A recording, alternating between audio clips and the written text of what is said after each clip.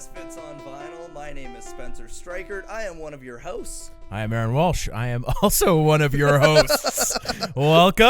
Welcome. This is our very first podcast. We have been wanting to do this podcast for almost a year now, and we finally sat down and decided to do it because we figured as a comedian and actor, and as an actor and forklift operator, yes, we're former actually, we're perfectly qualified to discuss music and to critique music in a way where we really know what we're talking about. We're bringing in the expertise. We're bringing in that expertise at level that nobody else has in the music podcast world.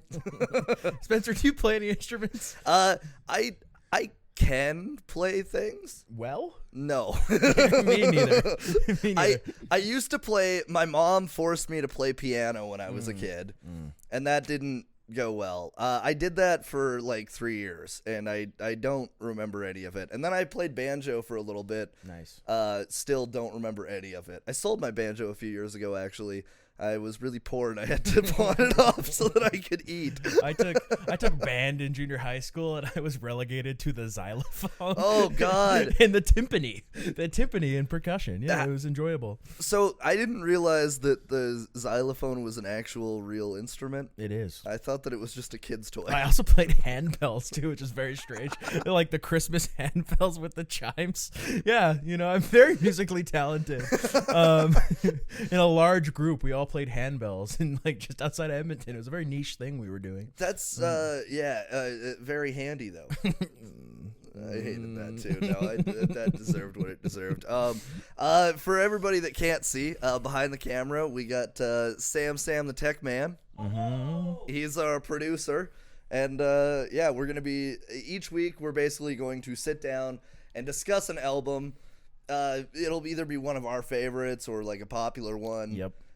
We really want to just use big names that get Googled a lot so that this podcast shows up in the algorithm. Exactly. That's literally the main focus. I just want to get famous, actually. That's the whole point. That's literally all I want is I want this to rocket me into stardom. And Spencer is a fame whore, to be fair. I am a fame whore. I will absolutely not deny that. TV Spencer Streichert TV right Spencer here. Streichert. Yes. I used to... Okay, so I guess we should probably give some context as to how we know each other. And how we met. Yeah, we met in acting school, believe it or not. Yeah, we're both theater school dropouts. Yes, and it would have been like 5 or 6 years ago we met. That's also where I met Sam the Tech Man. Yeah, Sam the Tech Man. Film school dropout. He's as a film school dropout. And we're all getting together as failures to create something magical for all of you. Exactly. But we've known each other like 5 or 6 years now. We've done lots of different projects together. We live together. Yeah, we lived together at one point in Toronto. Yeah. Yeah, there was a solid 4 or 5 months where we lived together. We were roommates.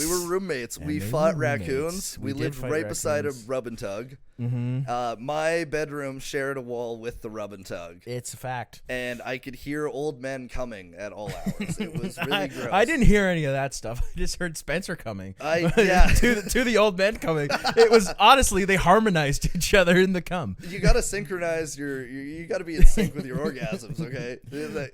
Old men coming, nothing gets me off quicker. But while we were living together, we both got super into records. We used to, slap the bong, play some Mario Kart, listen to our favorite records. We go to the record store, Cops Records, downtown Toronto, buy records together. Spencer has a wicked collection. Yeah, I got like 300 vinyls. It's and a lot that my family has given me since I started collecting, because both my grandparents were like, have our whole collection. A lot of really weird Finnish music. Nice. Yeah, you like him, don't you? I do like him. I got a heartogram tattoo. That's how you know I'm a douchebag. Also, Sam also has quite the extensive record collection as well, which is nice. I used to collect records. I gave them all to my brother for Christmas. I didn't have a Christmas gift to give him, so I gave him like 20 of my records, and I kept some of them. But it was a great Christmas for my brother. He got a lot of Kanye on vinyl, which is nice. That's fucking hilarious, because when we were living together, you really got me back into Kanye. That was one thing.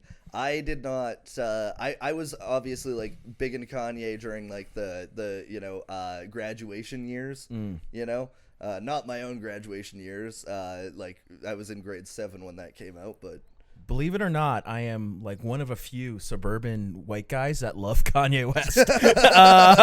I know it's not like, a common thing, but I'm one of few. Yeah, I'm an anomaly. I am unique. I am special. So one thing that when we lived together, there was also a bookstore that also sold vinyl, and this is just a really like this will help you understand our relationship.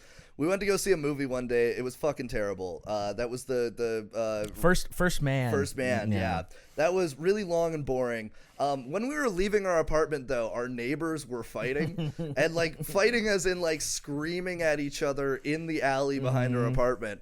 And they were like, he was like, just let me fucking go. And she was like, no. And she's like grabbing onto the door and he keeps slamming it on her. She was holding on to the car window and he was rolling up and down the window, like, let go of the car. And she laid across the hood. And this is like a weekly occurrence. They had one of these like, breakup type fights you think would actually end a relationship, but they'd be back together like a couple hours later. And it would be like a Thursday afternoon too. It was never at a time where you would think people would be fighting like that. Like it was like and there's businesses all along that street too. Yeah. Like nobody called the cops ever, us included, because we were kind of fucking scared of the guy. Yeah, he was scary. He was really scary. Anyway, so we went and saw this fucking movie and we went to the record store and they were arguing when we left, and like fucking like 4.5 hours later we come back and they're still arguing. He starts throwing her laptop on the ground. God. It was fucked. But when we were at the record store, though, one of the funniest things was there was this girl that came up, and I was just going through records, and she comes up to me and she starts talking to me, and I am so oblivious to the fact that she's definitely hitting on me. Mm-hmm. And Aaron's like, yo, that girl's cute. What did you get her number? I was like, no. And he's like, what the fuck are you doing? You need to go back and get her number. So I go back in and I was like, hey, can I get your number? I think you're cute. And then she was like, no, absolutely not. Don't talk to me. And it was a setup. It was a setup. I mean, to be fair, like as men, you don't really get walked up and hit on like at all, especially men that look like us. It doesn't really happen. Yeah, no. Like we're get to know you people. 100%. 100%. And a lot of times people get to know us and then do not like us. Also true. Except for you, our lovely viewers and fans. Yes. Please help me sell out theaters. All like two of them right now. Me and you are getting the views right now. Anyways, that's enough about me and Spencer. All right, so we gotta cheers first to start off the first episode of the pod. We are drinking Guinness. Sam. Cheers to Sam the Tech Man. Cheers. Tastes like Ireland. So, the very first album that we are going to be covering is Bruce Springsteen's Born in the U.S.A. As you can tell, that is not Born in the USA. I did not have Born in the USA on vinyl. I didn't know that Sam the Tech Man had it on vinyl. So it's also not in our budget to buy records. Yeah, we are not able to afford anything right now. That's why we're doing this in my living room. Also, you can see me in the back alley of our wonderful studio giving hand jobs, $5 a piece. Support ourselves. That's how we're moving forward here in the future. Anyways, Born in the USA. Born in the USA. So, Born in the USA, obviously it's one of the most iconic albums. Mm-hmm. It's probably one of the sounds of the 80s. Definitely. It kind of epitomizes the sound of the 80s. There's lots of synth. There's heavy guitar. There's saxophone. Tons of sax. Saxophone makes everything better, I will say. I'm yet to hear a song that the saxophone has not made better. Mm-hmm. So it really is an album that I guess everyone knows it, because even if you just see the album art, you know exactly who it is. You know the album name. Yeah. Like, even if you're somebody that is completely oblivious to music, I mean, it's sold 30 million copies worldwide. One of the most successful albums of all time. And a good chunk of his most popular singles come off this album. Yeah. Which is like a big thing. Like, there's like probably, I don't know, like 7 or 8 of his biggest songs. Like, if you go his top 15 biggest songs, 7 or 8 of them are on this album. Yeah. And it, like, when you think of Bruce Springsteen, you think of this album. You think of this sound, this time period.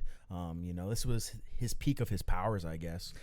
It was really when he got the final gem for his, Infinity Glove and just like brought it all together. And when he did, Heartland Rock got invented. Which, I mean, I love this album. I don't like Heartland Rock. No, there's a couple songs obviously that are really enjoyable. Free Fallin' is great. Oh, fuck off. Jack and Diane, brilliant song. Chucking on, sucking on chili dogs outside the Tasty Tree. I hate this so much because you know how much I hate John Cougar Mellencamp. We talked about this before. And like, okay, here's the problem that I have. Like John Cougar Mellencamp or John Mellencamp or John Cougar, whatever the fuck he's going by nowadays, because he changes his name every like 4 fucking years. Every song that he does sounds the same and is awful. And Free Falling and Jack and Diane are the exact same song. And I don't even care which one came first. Neither of them should ever play that song again, ever. Well, Tom Petty can't because he's dead. So Tom Petty cannot sing that song anymore. Anyways, thank God. Bruce Springsteen is a pillar stone in Heartland Rock. He's honestly like, yeah, and honestly, Springsteen, up until this point, like he had commercial success, but this was the thing that set him over the edge. Well, he went for a more commercial sound on this album as well. Like his sound certainly shifted, especially from Nebraska. If you're familiar with Nebraska, it's very folk which heavy. I think is the best Springsteen album. It is one of his best, no doubt.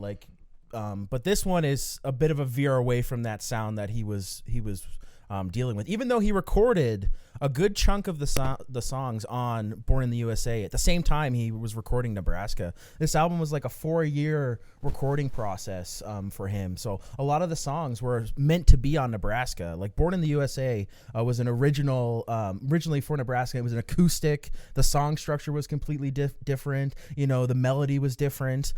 So he didn't end up using it, and then he used it on Born in the USA title track. Completely changed the sound. And it's interesting how he reinvented his sound that way in between like a span of 2 years. And all these songs were written and recorded at the same time. So, which is really crazy because they like if you look lyrically, they are very similar in a lot of ways. Mm-hmm. I think what's really funny though is like the complete shift in tone between Nebraska and Born in the USA. But there was also a huge shift in tone between The River and Nebraska. Yep. Because The River, like I would say, like everything from Born to Run to The River was basically the same sound. Like there wasn't a lot of reinventing done there. He recorded a lot of albums like all at the same time, and then just backlogged shit. And Nebraska was this weird folk. Like it was folk rock. It was probably one of the like it was very Bob Dylan-esque in a lot of ways, and especially with like how he was talking about a lot of these issues. But then Born in the USA comes out and it's basically pop rock. Yeah, and one thing I found interesting, I was reading about his sound. A lot of it was Steven Van Zandt was saying, hey, like, lighten up, bro. Like, you're fucking a little too heavy all the time. So he still sings about all these heavy topics, like especially on the title track. It's a weird song because it's this light sound. It seems very patriotic, but it's a song about how they treat Vietnam War veterans, how like it was an anti-war song. It's a commentary on society in America, but it's also like, something you can dance to, which is very interesting. It's like got tons of radio play, but that's a part of it. His sound, he kept, the meaning of his lyrics that's across, all of his albums before this, the complex themes, the, talk of American life and, the working man, but he made it poppy and dancey and enjoyable on this album, like for the mainstream audience. Well, and one of the things I think that is most important to know about Bruce Springsteen is that he is a lyricist first. Like he really could have been an amazing poet or writer, like because there's a quote that I found that said Springsteen often adds more words into single songs of his than most artists do in their entire album. And you can see that there's a lot of words that are repeated. My God, My on fire. hometown. My hometown. My hometown. It's my hometown. It's your hometown. It's our hometown. I lost my job down at the docks, Now but I I'm sticking around. Now I work at the car wash. It's like a lot of his shit. A lot of the stuff he's talking about is like, it's super funny when you listen to it compared to like modern music. Like, it's not laced in metaphor at all. No. Like, all of it is like literally like he's listing things that happened to him. He's like, I got a good girl. I got a good job. And then I got laid off. Now I like, work at the docks. And He also has this like, okay, you've seen The Irishman, right? Mm-hmm. So it sounds a lot like he's very pro-mob. Mm-hmm. Like in a lot of his songs, he's like, got a good job down in the union. He loves Gonna unions. go out in the union. Like, I think he needs to write a song for Amazon. All the Amazon workers, like a pro-union song. You guys need to get a union so that you can pee when you're at work. He like does this these American themes he sings about, like being able to piss at work. It's just like, really hits the nail on the coffin. No, he like I said, he sings about common things, which is why people find his music, I think, super relatable. Yeah. He like the whole album is just reeks of America, like from the cover where the American flag's in the background. Oh yeah. He's got the we learned something today actually. Yeah. It's not a bandana in not a his bandana. ass cheeks. It's actually a hat. It is a hat. Yeah, I thought it was a bandana for all this It is time. a red tattered ball cap. Yeah, I thought he was like signaling to like the gays walking around. Also- He's got like doing the signaling thing, but I also didn't know though why you would put a ball cap in your back pocket. no, but that's an American thing. We don't do that in Canada. Yeah, I mean, we put them on our head. We don't have ass hats in Canada. That's something we do. Well, that's because we don't have shit for brains. No. Oh, sorry, edit Americans. that. Edit Sam, the tech man. We don't want our large American audience to be disappointed in us. Yeah, especially when we're starting off this episode with "Born in the USA," and Yeah. you know that we're gonna get a lot of clicks from people that think that we're gonna be all like patriotic. I love America. America is great. Anyways, Okay, so, where are we on our list? So I wanna go back into a little bit here. So a little bit about Bruce Springsteen. He was born in 1949 in New Jersey. Mm-hmm. His dad was a bus driver. Had a lot of mental illnesses. I didn't know that. Yep. Had a lot of mental illnesses. He was in and out of institutions at various points. His mom was a legal secretary, so she was the main breadwinner in the family. Nice. And so he was born in Jersey, raised super Catholic too. And when I was doing some research on him for this pod, turns out his political ideologies do not have as much influence on his music as his religion does. I didn't know that. I don't know if I picked up on that either. I didn't either.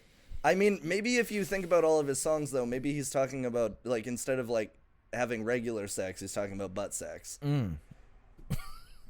Possibly. Anyways, continue. I took this girl down on the docks. I stuck it in her two buttocks. She has two buttocks. Okay. She has two buttocks. I'm putting a leash on Spencer from now on. We're fucking no more singing, Spencer. You're not allowed to sing anymore. Okay, so back to Springsteen. 1964, started his first band. It was called the Rogues. Nice. He was still in high school at that time. They played around New Jersey. And then he graduated high school in 1967. He didn't show up to his graduation ceremony. He Very Springsteen-like. Yeah, he was like, I don't need to do that. He was probably already working his union job. He couldn't get the days off to go to his high school graduation. That's probably why. He was too busy like loading fucking ships. Yeah, he was stacking crates. I'm a longshoreman down on the docks. No, Spencer. No more singing. Anyways, continue. Get through. Can you get through your point without singing like 12 times? I don't think I can. No. I cannot promise. I'll try my best. So 1967, he graduates high school, doesn't show up to the ceremony. He goes to college temporarily, drops out right away. There. Been there. We get it. So, if you really think about it, we are exactly like Bruce Springsteen. Then he got drafted for the Vietnam War, but he did not pass the physical. I would also not pass the physical. So I relate to Bruce Springsteen more. You fucking give me to run a mile, not gonna happen. Not gonna happen. Like you have to carry somebody. Who the fuck is gonna carry me? So I will not pass. I would not pass the Vietnam War. You know who would carry you? Forrest Gump. He probably could. Yeah. He'd just pick you up. I'm gonna run you. Okay, Spencer has now done a bad Bruce Springsteen impression followed by a bad Forrest Gump impression. We are 2 for 2. I mean, Aaron, I have to say this because okay, Aaron says that I have a not good Boston accent, and I think that my Boston accent is really God. good. Oh, God. So, like, I'm going to let the people that are watching this judge. Please comment and tell me that my impression of Boston is good, okay? Hey, I'm from Boston. Go No. Red Sox. No, Sam. From Harvard. Cut the camera. Turn the mic off. Turn the mic. He always goes, I'm Ben Affleck. I'm Ben Affleck. I'm from Harvard. I have Robin Williams in my movie. He's from Harvard. He was born on the campus. I was born on the campus. I can't imagine your New Jersey accent. Hey, I'm from Jersey. Hey, Babadabool. Gabagool, over here. Okay. So, other thing about Springsteen, from 1969 to 1971, he played in a band called the Steel Mills, and there was other members of the East Street Band in there, including Steven Van Zandt, another New Jerseyan, Yes. known from The Sopranos. Well, yes. Yes, Sopranos and the East Street Band. And the East Street Band. I would say more so from The Sopranos. Yes, I'd say in the more recent years. More recent years for sure, The Sopranos. And he's had a massive influence on the Springsteen sound. Like Yeah. I mentioned earlier, he told him to lighten up, but even on like Born to Run, he wrote the whole saxophone bit. He's done a lot for the Springsteen sound, so he's been massively influential as well as Bruce when writing the songs together. So, and I think that he's one of those people who's like a really good artist. Like there's I think people who are really good at their craft. Yeah. Like, you know, there's really good musicians, really good actors, really good comedians, whatever. But he's a really good artist. He's an all-arounder, man. He's an all-arounder. He certainly is. Like, he's great on television. He's a great musician. You know, he's a great speaker. Like, he's a super talented dude. They just happened to pair up with Bruce Springsteen, and they made, like, wicked music together. You know, like, sometimes you think of the weird coincidence in life. They happen to meet and, like, you know, they clicked like that and made great music together. So, which is amazing. Like, it's really cool how, like, little things happen like that. But this Steel Mills band, they toured around all across America. They were not. He was no longer just a Jersey boy at that point. no. He was in California. He was in Nice. Nebraska. He Nice. was in Nevada, Arizona, Keep going. North Carolina, Yeah. North Dakota, Yeah. South Dakota, Yeah. Minnesota, Yeah. Wisconsin, Yes. Montana, Yes, that is a state. Texas, Yes. Oklahoma, Oklahoma, yeah. Kansas, Kansas, Massachusetts. yeah. Can you say that again? Massachusetts. Yes. The great state of massive two tits. Yes, he did play massive two tits. Massive two tits. Yes. Connecticut. Yes. Okay, you're done. You got through half of them. You're allowed to stop. Anyways, what were you saying? So yeah, they toured around, and then after that, so he was in there until 71, and then I don't know why he left that band. That I could not find anything about why that happened. But shortly after, he did end up getting like a pretty good record deal, right around like 73, and that's when he recorded Born to Run. Then it was Bruce Springsteen and the E Street Band. Yeah. From that point forward. One thing that I thought was a really cool quote. John Landau said, "I saw rock and roll future, and its name is Bruce Springsteen." And that quote was used when they were marketing Born to Run. Nice. And it ended up helping sell a bunch of records. Yeah. Well, like I said, his early stuff, like he's not only has he written hits for himself, but he's written songs that have been covered that become massive hits, like "Blinded by the Light." And what? Yeah, you Manfred Mann Band. That's a Bruce Springsteen song. Yeah, live from Really? Ashbury Park. That's his off his first album. He's got "Blinded by the Light." Yeah, that's a Bruce Springsteen track. That is a great song. Yep. Yeah, the original is completely different from Manfred Man Band. Yeah, Really? Mm-hmm. That's so crazy. Because I can. Oh God, no. That's a. and like he's had like I forget the artist that sings it, but Pink Cadillac is Reject from Born to Run. It's a big '80s hit. I can't remember who sings it, but yeah, it's a Reject from Born in the USA. Sorry. Wow. Yeah, so it's one of the Reject songs they Why ever does made he on have the so many album. Born? I don't know. He's been reborn a few times. It's true. What the fuck was that? It's your phone, I Oh think. God. Please stop. I had to do that into the microphone just to be an asshole. Okay, so gonna move on here. We got track lists. We got notable songs. 7 singles off of this album broke the top 10. Nice. Those songs were Born in the USA, I'm on Fire, Glory Days, Dancing in the Dark, My Hometown, I'm Going Down, and Cover Me. Nice. And a lot of people do cover Bruce. You're terrible. Obviously, going down the track list, couple bangers. Some of the other songs too, like there's one that stood out to me that wasn't a massive hit, and that's Downbound Train. I was talking about that with you earlier. Really wicked song as well. One thing I noticed across the entire songs, especially the hit singles, the music, the drums are super snappy on this album. Yeah. They're loud. You hear the snare drum. It's really, really, like every song is backed by loud drums. And they're very sharp. Very sharp. Very sharp. Some serious synth going on as well, especially like in Born in the USA, I'm on Fire. Yeah, like This album is not very bassy. no. It no. is very, it's very pitchy in a lot of ways. Mhm. And he played a lot with that. Like you can hear that in so many of the songs. Like, oh my God, Dancing in the Dark is literally a synth pop track. It is quintessentially. You want to say that one again? 80s synth pop.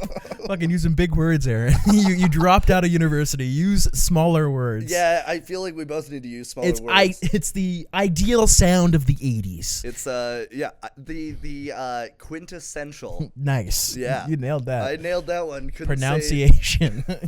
Couldn't say the state that Boston's in. Yeah. Fuck me. Okay, so talking about these songs though, like obviously prolific lyricist, but there are some bad lyrics on this album. There's quite a few to walk through, and you read them nowadays, and you're like, "Oh, he really hid that in there, didn't he?" yeah, not even hid. No, it's just out there. It's just out there. It's like if you're like, okay, Born in the USA, obviously. You can't say go kill the yellow man now. No, that's not something you can say. And I've seen people do this song at karaoke and really punch in that. Well, like, I wonder if they realize, like, that's what's coming in the song. Like, you don't really hear it when you listen to the song. You're like, because, he's got that raspy, rambly sort of voice. And, you have to have a second listen or actually see the lyrics to be like, oh, yeah, they're sending me off to a foreign land to go and kill the yellow man. Yeah. Like, he really does say that. He really, and he hits that home. He hits that hard. And even in I'm on Fire. Oh, God, I'm on Fire. If you were to read the lyrics. Hey, little girl, is your daddy home? Is he go and leave you all alone? It's a transcript got from a To bad Catch a Predator. It's like, when Chris Hansen reads the transcript to the pedos, and they're like, "Oh, I didn't say that." That's exactly what's happening. I'm on Fire. I got a bad desire. Do you, Bruce? Do you?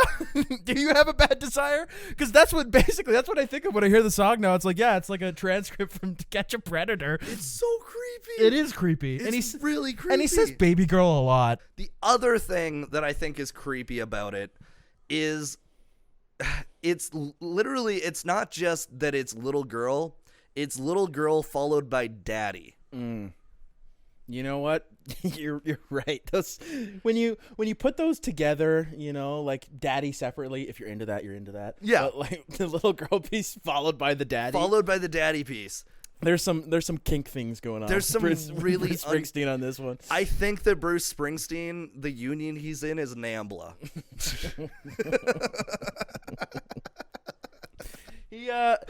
other than that, his other lyrics.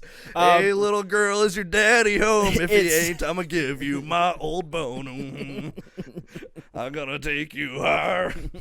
Maybe it's I'm on fire because he knows he's gonna go to hell because he's Catholic. It could be that. He's dealing with.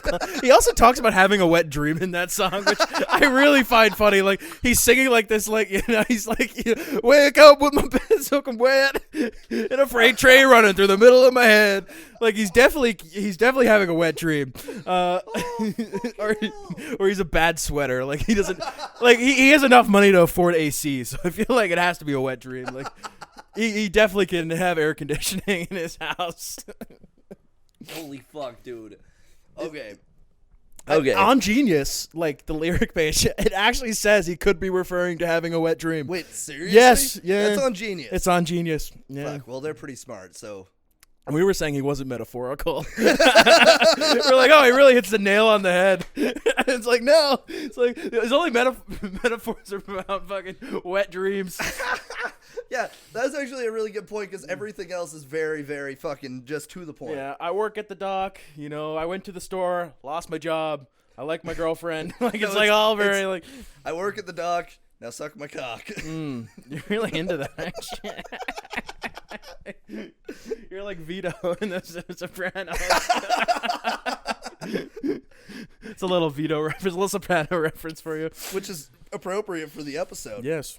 They also reference Springsteen a lot in that show. Mm-hmm. They oftentimes it is Steven Van Zandt's character that because he's a huge Springsteen fan in the show. Well, New Jersey, it makes sense. It does make sense in Jersey. Other notable tracks. Yes. Hometown, we sang a bit of that earlier. Glory Days. Glory Days, also a really good track. That actually is a really good song, and I appreciate it more than I'm older because it makes me realize how lucky I am to have not stayed in my small town. Yep. Oh my God. Mm-hmm. Oh man, I've been seeing a lot of people having kids in my hometown. Oof. You're not into children like Bruce is? No. But yeah, there's certain like that song is when I hear it on the radio, like I can't say I seek out to listen to Glory Days, but when I hear it on the radio, it's always a pleasant surprise. Yeah, if it comes on my playlist, I'm like, great, this is awesome. Not at the gym. No, but like if I'm like biking somewhere. Yeah, we talked Dancing in the Dark. Dancing in the Dark. I think that's probably my favorite song on the album. Nice. But that's also because like I really like that. I like that synthy sound. I like that 80s synthy sound. I know you do. Yeah, and it's something I enjoy as well. I wouldn't say it's my favorite one on the album, but it's up there. I do, as much as we were criticizing I'm on Fire. I love that song. It's a good song. I absolutely love this. It's also a tight, like 2 minutes and 30 seconds, which not a lot of his songs are like that. It's a very short song, and it really punches in with the opening lyrics. It really comes for you. Oh, that was terrifying. We lost a can. Yeah. We lost a can. Yeah, the homeless gal pick it up. We'll cut that part out probably. All right. Or not. All right. Okay, so we're going to go into the next part of this, which is the reception. So, obviously, critical success. Yes. His most successful album. Smash hit. Smash hit. Bigger than Smash Mouth. It was bigger than Smash Mouth. I would also agree with that statement. Didn't you go and see Smash Mouth? I never saw Smash Mouth, Oh, no. Sam the Tech Man saw Smash Mouth. Sam the Tech Man saw Smash Mouth. Because that was when it was a meme again, right? Yeah. Good meme. Yeah, it was a good Everybody, meme. like, I say 90% of the audience was there for All-Star. What's the other one they have, too? I forget the other song they have. That was also... yeah.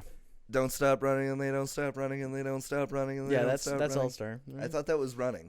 Oh. It might be running.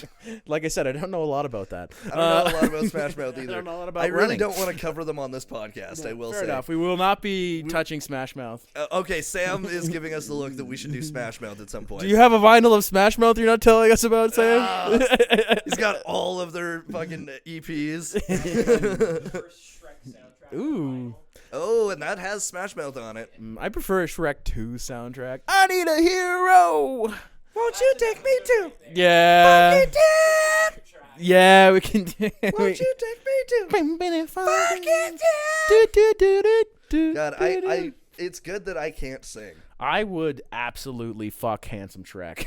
No. Yeah. No. I'm not even gay, but like handsome Shrek man with that jawline. Dude, I'm by. I can confidently say that Handsome Shrek was one of the things that made me. He'd clap your cheeks, I think. He would. Shrek is love. Okay. Shrek is love. Okay. So back to Springsteen though. Yes. Critical success, commercial success, most popular album. Yeah, it was him transitioning into more pop, as you wrote down. Yes. And I agree with that. Well, like I said, his sound was shifting, and it was also the start of MTV was around that time, and his music videos, you know, he was really cementing his character and brand around that time. Like, you know, he was always known as the working class guy, this and that, but all of his music videos are like around those themes. You know, Ironic. He sings about that stuff all the time. Like nowadays, you know, well, recently the whole Springsteen thing with his concert tickets, like he's charging like ridiculous amounts of money to, you know, to regular people, to working class people to see him in concert, which, you know, is almost opposite of what you would think he would do. You know what's funny? Hall & Oates never sang about being working class. No. But you know how much I paid to go sit fourth row to see Hall & Oates? How much? $14. Nice. That's pretty good. It was great. But they're also like 95 years old. So is he. Fuck. Okay, I will say this. Hall & Oates, best concert I've ever been to. Nice. I like Hall & Oates. Not as much as Spencer likes Hall & Oates. I love Hall & Oates. Abandoned Luncheonette is my favorite album of all time. I don't know when we will review that album. I feel like our favorite ones we got to save until we got people listening. That's fair. Because I want more people to listen to Abandoned Luncheonette. Fair enough. Yeah. Well, born in the USA. Hall & Oates. Back to Springsteen. Okay, so back to Springsteen, though. Going off of what you said about it being, you know, like a shift in his tone and everything, the Rolling Stone gave it 5 out of 5 stars, which is pretty rare. And Dave Marsh called it Springsteen's most accessible album to listen to since Born to Run. Yeah. Which was almost 10 years earlier at that point. Which is kind of what we were saying. Like, the middle chunk of his albums were not the same sort of sound. They were not as radio friendly.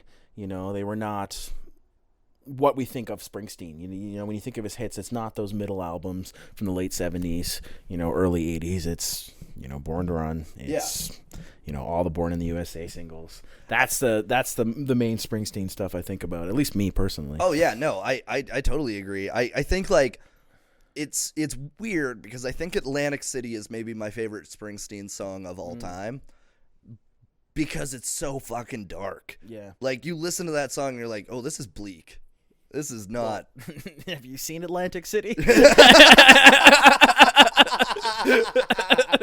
It's like shitty Vegas, and Reno is shitty Vegas, so it's like shitty Reno. It's like shitty Niagara Falls. Yeah, Niagara Falls it's the American side of Niagara Falls. Well, actually, the Canadian side is not that great either. To be fair, it's like, do you want to go to a Ripley's Believe It or Not?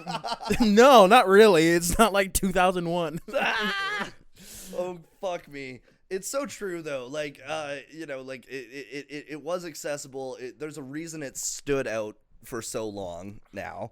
And okay, so by 1995, it had sold 15 million copies. It was certified platinum 15 times, which is fucking insane. Is Diamond 10 million copies sold? I think Diamond's 10 million sold. I don't know. I know Gold is 100,000. I think Diamond's 500,000. I think because Platinum's 1 million. Is it? I think. I'll have to look into it, but I think Diamond might be. There's one that's 10 million. There's also difference though between the RIAA and like the other ones in other countries. So like he might be like quadruple fucking bronze in one country, and that's like you pull that up, Jamie. You pull that up.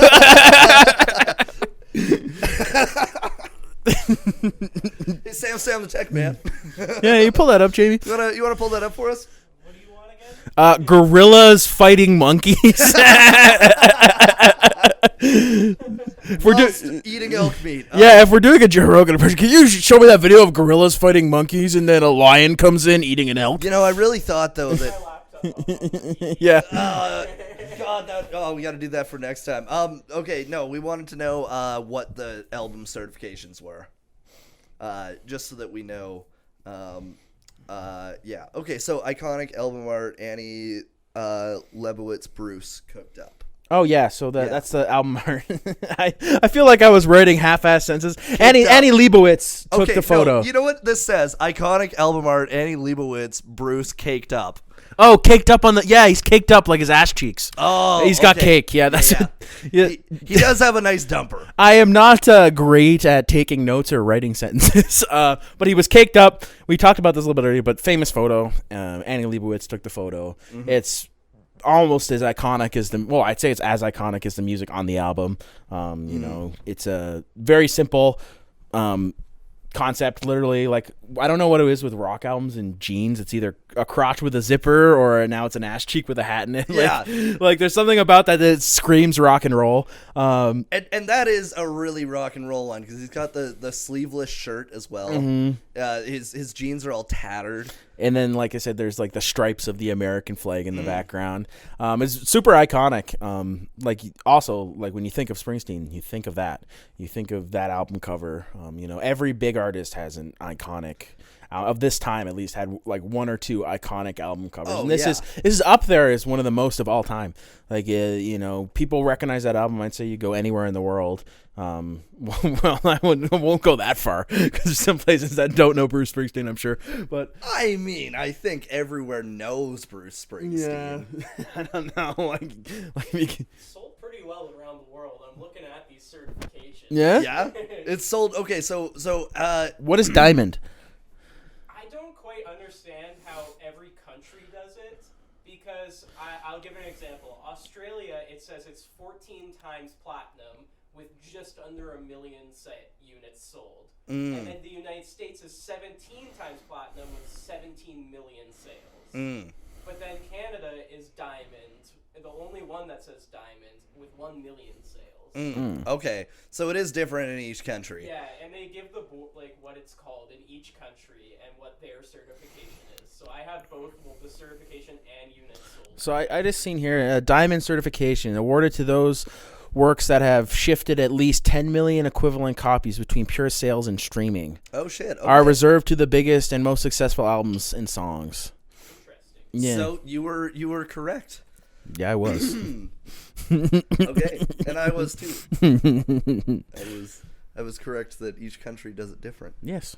Yeah. But you were correct as well. So it's not a competition, Spencer. No, it's not a competition. You want to fucking arm wrestle right now? You want to wrestle, bro? No, I don't. Do you want a Greco-Roman wrestle? You'll kick my ass. I know oil this. wrestle. I'll oil wrestle you right now, bro. It's not a competition, but I'll fucking oil wrestle you. Yeah, we gotta save that's that. for our OnlyFans. Yeah, that's for the Patreon. Yeah. We gotta save that one. Okay, so going back to the album, let's talk a little bit about the culture at the time. Yeah, we certainly can. So the 80s, known for being pretty fucking conservative. Yep. And having a really bad recession. Not as bad as the one that we're living through. Well, it was certainly bust and boom because the late 80s there was quite a bit of a boom. Mm-hmm. Early 80s not so much. Late 70s. But the culture in the U.S. I mean, you wrote quite a bit about it. Go in, buddy. Yeah. So I think the biggest thing, like why a lot of these tracks I think hit with so many Americans is because at the time, Reganomics came into play like early 80s, right? Mm-hmm. And for those of you that don't know, Reganomics is basically supply and demand culture, trickle-down economics. Reagan wanted to eliminate a bunch of corporate taxes to boost what they would be able to pay their employees. Obviously, as we all know, that's not how that ends up working. No. The guys at the top keep the most. They still underpay the people below. So in the first year of his presidency, their GDP was much better than 2 years later in 83. It ended up becoming much worse than it was originally. So economically, the country's in a fucking rough state. And so you have this guy that comes in and sings about like hard work and you know, really just like in a way there's a lot of like propaganda-esque things. Well, even he sings about, you know, like losing his job. Yeah. Having to work like a shittier job. Yeah. And, you know, just scraping by, making ends meet. Like, and people relate to that because at the time they're like, this is literally what I'm going through. well, I say people still relate to that. Yeah. Like, everybody's got to work a job they don't like, or, even if they like their job, they're not making enough money. Yeah. Everything has gone up in cost. Life is not an easy thing, and it's never been an easy thing for most people. But the times, like back then and the times now, seem to be slightly mirroring themselves. Like, history does repeat itself quite a bit. So I'm sure you could point out multiple points in the past 100 years where people felt the same sort of sentiments we feel now, or felt in 1983, 1984, the same sort of things. So it's not an uncommon feeling, but not a lot of people sung about it. Not a lot of people put it into mainstream records. I'm sure there was people singing about it, like your singer-songwriters, your folk singers, but not everybody had a way of getting the message out to a large audience. And that's it. Like, that seems to be his goal, and he hit it. He hit it. Yeah. And what I meant by propaganda was like more so like it wasn't that it was like pro-America in that regard, right? No. Like it was what I think Reagan would have considered propaganda against him. Yeah. It's because it like you said, it hits on that feeling of loss and of like kind of feeling worthless in a way too.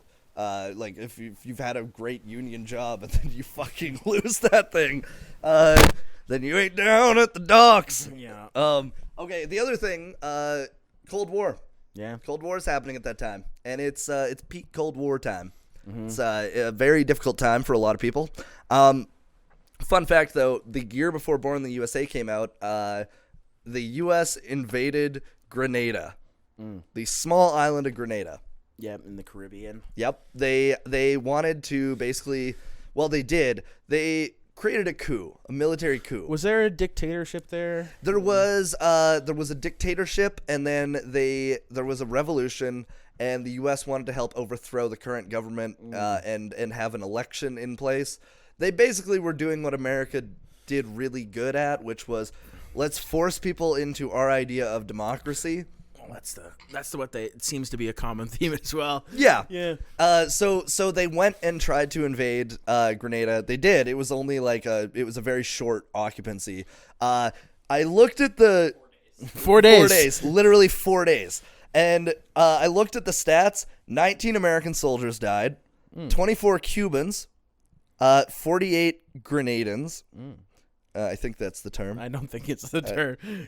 Grenades. 48 grenades. Nice. And 2 Russians were wounded because Cuba and the Russians were helping the current in powers, and the U.S. was trying to help the just another proxy war, basically. Basically another proxy war. So, but I can imagine that when that started, like when that first day of the invasion.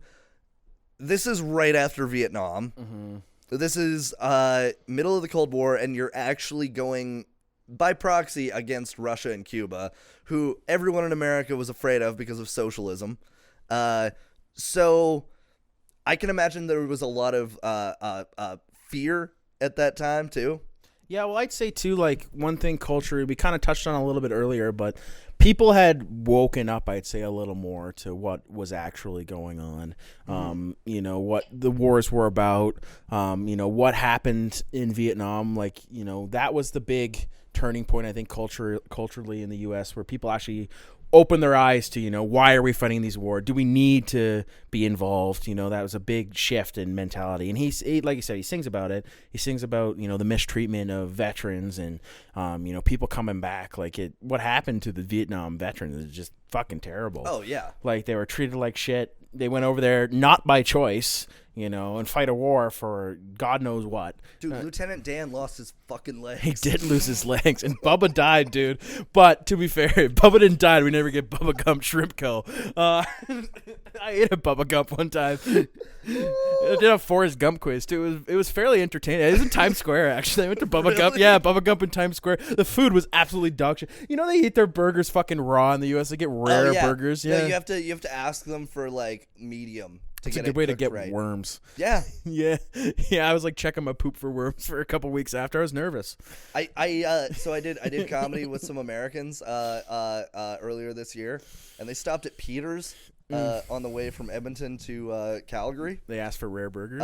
Nope, they got their burgers. They didn't ask for anything specific, and then when they got them, they were bitching about it, and they were like, "Oh, that burger never saw a day of pink in its life." I was like, yeah, that's a good thing.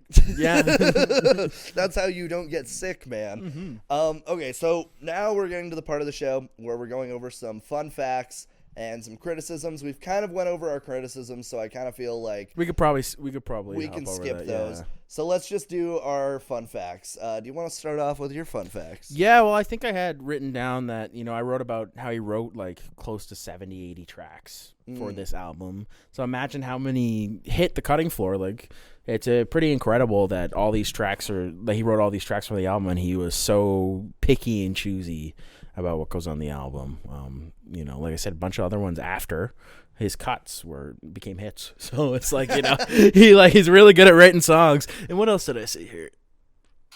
Is that all I said? No, you said that Cover Me was originally a disco tune. It is. Yeah. Yeah, For that's crazy. Donna Summers. That's a disco track. It was originally written for her as a disco track. Yeah. That's amazing. Yeah. I won't lie, I actually really hated that song. Yeah, that's one of my least favorite ones. Yeah. And what's the other one? Highway. Darlington County is a bad Darlington one. County, and then Going into Darlington County, leaving old New York City behind. Working on the Highway is the other one. Not that crazy about. Yeah. But like most of the other tracks, like I said, there's probably those three we just mentioned Cover Me was a hit though, but the three are kind of a little bit of the stinkers. Yeah. I personally feel. Yeah, the album kind of takes a dip in the middle and then comes back up. Yeah. Well, the closing tracks are pretty wicked. But yeah. And then like I'm on Fire is just like slotted in the middle of the couple stinkers. Oh god, it's splotted in the middle just like his wet dreams. Okay. I had nothing. I was trying. I know you were. I know you were giving it your best go. Oh god, you know what? As my 9th grade teacher told my parents, he's doing the best he can with the gifts God gave him, which isn't many. Not very many. So my fun fact that I found: Born in the U.S.A. was the very first album to be manufactured on a CD in the U.S. Oh, that's interesting. Yeah. Can you imagine buying a CD player just so that you could listen to Springsteen? No, but I can't imagine buying a CD player anymore. So I'm having a hard time getting in that headspace. I might have to do some more acting exercises to really feel that role. You got to open up your chest a bit, grab yourself. Yeah, I think so. Do a vowel tree. I need to go dancing with some leaves here to get centered. Acting school. All right, so we're gonna do a review of the album here. Now, we are reviewing the album. This is how we're going to wrap up the podcast. We're reviewing the album on technical element, musical element, lyrics, reception, album art, and does it hold up? Okay. And we're going to give it a score out of 10 after we go through each of these, okay? Can we make like an interesting scoring system, something to do with Springsteen? So like out of 10 little girls are your daddy home, how many? Or like out of 10 union jobs on the dock, out of 10. Wait. How old is the little girl? Well, for Scale Springsteen, of 1 to 10. Anyways, Springsteen. Well, something out of we have to do something Springsteen related for our rating system. How many Steven Van Zandts? We'll do out of 10 saxophones. How many saxophones? Do we rate this? Okay. Do we rate this album? So technical element. Let's just quick recap before we go. Yeah. So technical element. I mean, it's tight. It's tight. The recordings are good. I like too that there's kind of like a raw element to the recordings. You can hear him go, 1, 2, 3. You hear him do his woos too in between the songs. Like it's all live recorded. Like so, it feels like a live performance. You feel the energy, and it's mixed very well. Mixed very well. It's balanced. So I say technically, I think it's cool how they recorded it. I like. I give it maybe like.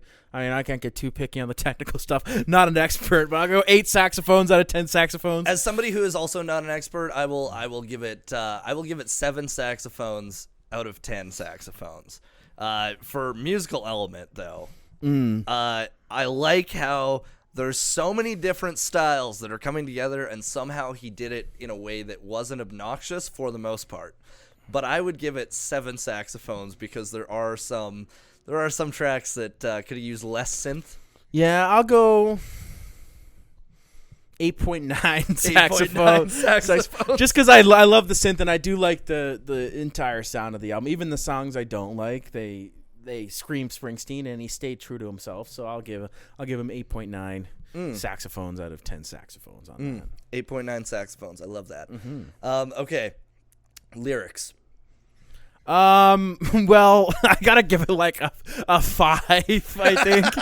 Of course, there's, iconic songs, iconic lyrics, but just for some of the ones we had a good laugh at, there's some stuff that does not hold up. So I'll give it a 5. Yeah, I'd also give it a 5. I think that there's a lot of repetition that doesn't need to be there, and there's a lot of creepy shit. A couple songs too, like the chorus is like sha la la la la, like sha la la la.